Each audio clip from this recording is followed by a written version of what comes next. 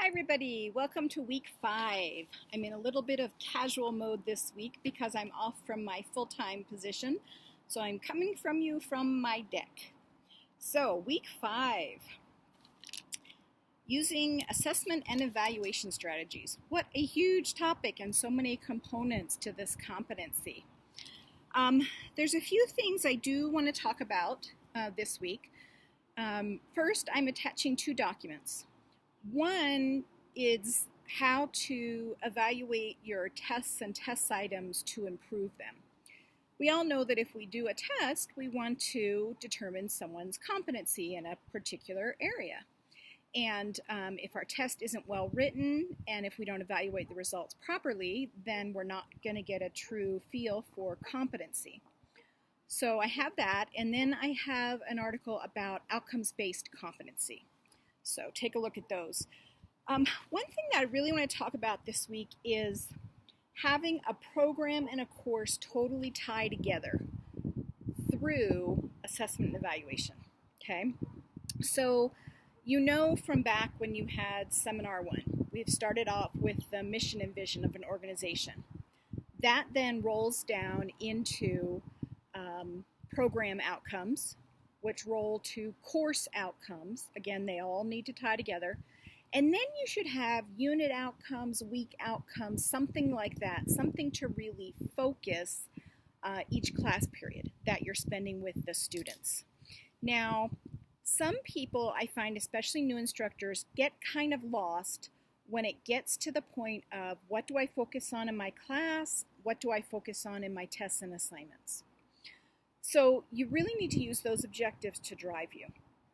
So what's stressed in the objective should be what you're stressing in class, which should be the points that are stressed on the exam or assignment. The most important things should all tie together. Sometimes I've seen instructors lecture on a topic. They include the objective, but maybe they go on a lot of tangents because things that maybe they personally like to discuss or teach about. And then they go to write the test and they look through the reading and just kind of pick out things that they think the student should know. The whole thing should tie together. The objectives that cover the amount of time that you're teaching for this exam, the points that you focus on most in class, either through lecture, through activities, active learning strategies, and then the things that are stressed the most on the exam. They should all tie together. It shouldn't be a surprise, the topics that are on the test, because you're, again, determining competency. Then your test questions really have to determine competency. Most nursing questions and all of the questions on the NCLEX are written at the cognitive level of application or higher. So application, analysis, evaluation, that sort of thing. That's where we need to focus. Those questions are not really easy to write. And so I have attached one of the things that documents that I attach, it's a PowerPoint, kind of goes a little bit. I'm also going to include information about a book by Mary McDonald.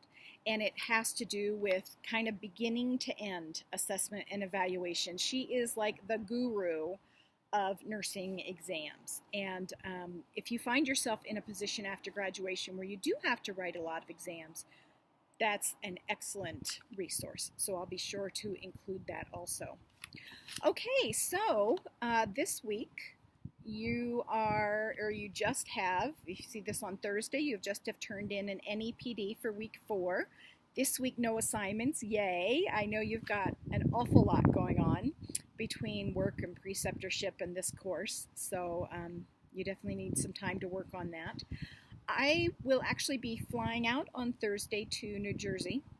We're going to be staying for some friends for the week at the Jersey Shore, and I'm excited. I grew up in Pennsylvania, and I'm excited to be going back to the Jersey Shore. I absolutely love the beach. I will still be in the classroom every day. I will be paying particular attention to the individual and questions to instructor forums in case you do have any questions about anything this week. And then you'll see me from time to time in the main forum posting my thoughts.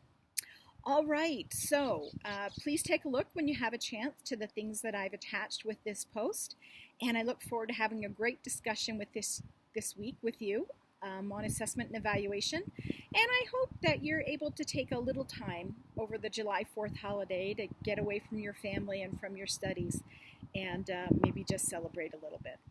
All right, see you in the main forum.